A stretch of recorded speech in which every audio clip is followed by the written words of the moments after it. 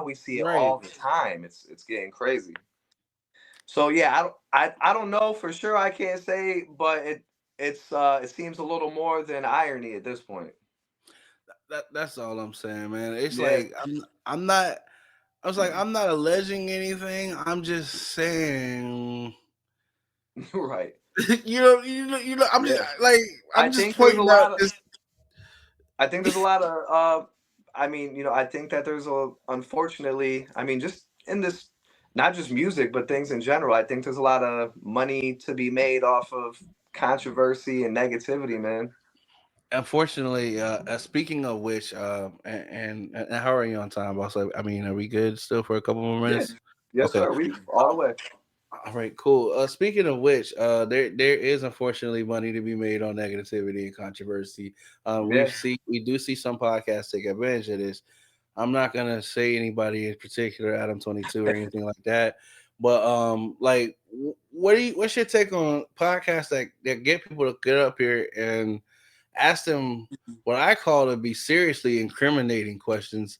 But is it wrong for the podcast host to ask them, or is it even, or is it even dumber on the artist's part to tell them on a recorded Right. conversation something that they know they shouldn't be sharing with one person, let alone an audience of people?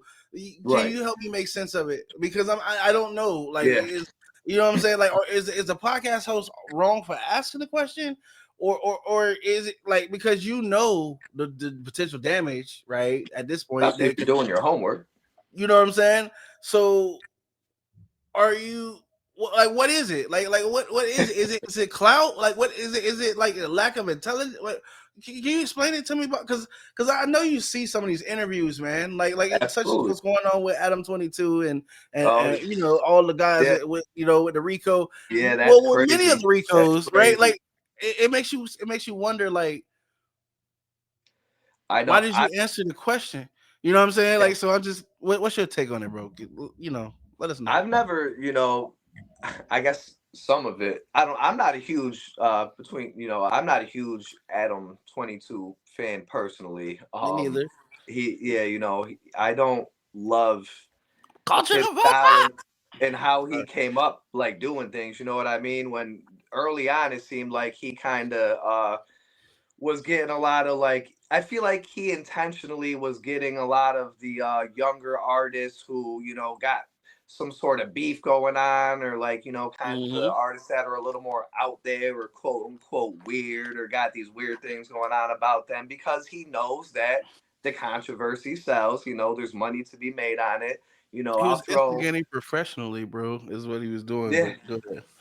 Sorry. Yeah, exactly. But we're seeing how some of that's kind of unraveling now, you know what I mean? And I'll throw this name out there too, because I mean he's probably right under that realm too, like a Vlad TV. And I'll say Vlad, I'll use his platform. I'll speak on that. Like, I've watched some TV interviews. It's not like my favorite style of interview, so I'm not like all the way into him. But I've heard him say that he tries to take the approach of like a 60 minutes kind of thing, just using it like in a hip hop platform interview style. Hmm. So if that's the case, like, I get and am cool with that approach, but I don't like the some of the questions that I hear sometimes. And yes, like, as an artist, if if you have things going on like in the streets or in your personal life that may incriminate you, talking about them, yes, I feel like you should be aware of that and not speak on these things. But at the same time, he's getting like people on there sometimes that I honestly don't know if they know any better at times. Right. Right. And I don't like that. I don't really respect that. So the journalistic style, that's one thing, but I feel like it gets taken beyond that. You know what I mean?